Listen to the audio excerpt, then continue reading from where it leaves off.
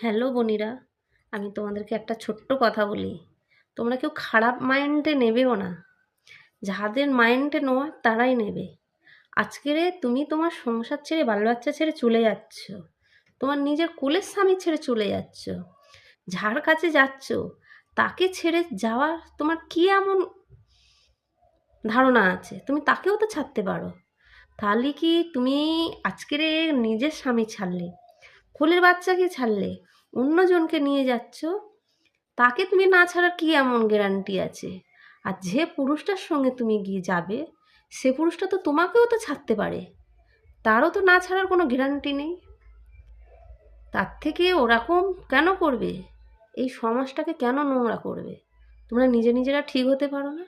কিছু কিছু মানুষরা ভালো হতে পারো না? তাহলে তো তোমরা ভগবানের কাছে গিয়ে তো একটু নামগান করতে পারবে, জয় রাধে রাধে। রাধে।